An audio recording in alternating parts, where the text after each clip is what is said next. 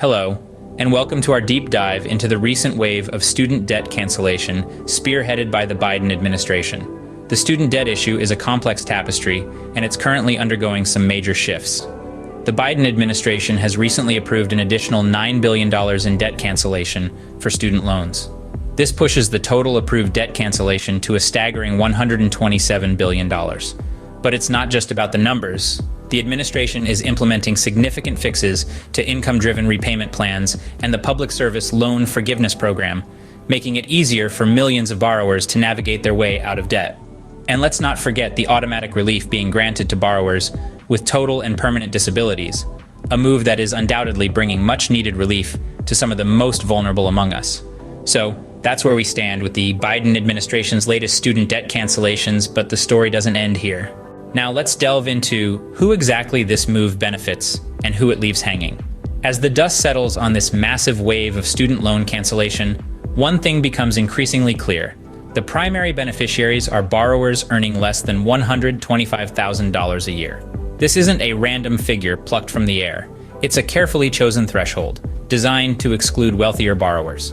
But why exclude anyone, you may ask? Well, that's a question of fairness and feasibility. Equity is a core principle here. The idea is to alleviate the burden on those who are struggling the most, not to give a financial windfall to those who arguably need it the least. But there's another angle to consider. Some Democrats are applying pressure to cancel a whopping $50,000 per borrower. However, President Biden has consistently resisted this idea, preferring a more modest figure of $10,000 per borrower. The reason? It all comes down to the bottom line. The Penn-Wharton budget model estimates that canceling $10,000 for borrowers earning less than $125,000 a year would cost the government around $298 billion. That's a hefty price tag, and it's one of the key reasons why Biden is reluctant to go higher. But then, there's the argument about closing the racial wealth gap. Advocates argue that canceling student debt would help close this gap, giving a much-needed boost to marginalized communities. Yet, economist Adam Looney suggests there are better ways to address the gap. This hints at a broader debate about the best way to tackle wealth inequality, a debate that's likely to continue long after the final student loan has been canceled. From these figures, it's clear that this move has its winners and losers. But is there a bigger picture here? Let's now move on to the potential impact of this massive debt cancellation on the wider U.S. economy. On the one hand, proponents of the cancellation argue it could give a significant boost to the economy.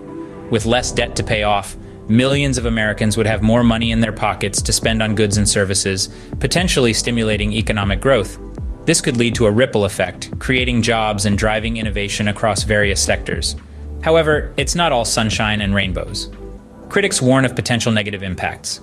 For instance, the sudden injection of billions of dollars into the economy could risk causing inflation, making everyday goods and services more expensive for everyone.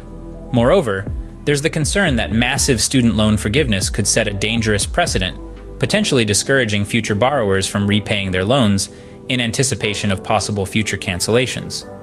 This could lead to instability in the lending market, with potential repercussions for other types of debt, such as mortgages or car loans. There's also the argument that while student loan cancellation provides immediate relief for many, it doesn't address the underlying issue of college affordability. The cost of higher education in the U.S.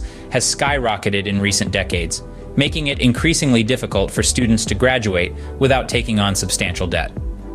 If we don't tackle the root cause, then we risk creating a cycle of debt and forgiveness that could destabilize the economy in the long run. So while this might be a lifeline for some, it's clear that it's not a silver bullet solution to the student debt crisis. As we wrap up our discussion, let's look ahead at what this could mean for the future of student debt in America. We've delved into the unfolding narrative of student debt cancellation, scrutinizing who stands to gain and who might shoulder the burden.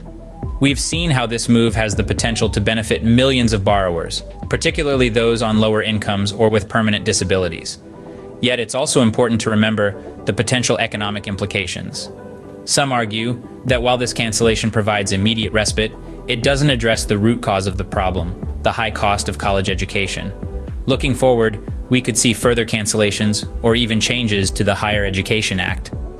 The Biden administration has shown a willingness to tackle this issue head-on, but the path to a sustainable solution is fraught with challenges. In the end, whether this move is a step in the right direction or a misguided attempt to solve a complex problem, only time will tell. Thanks for watching. Don't forget to subscribe and share your thoughts in the comments below.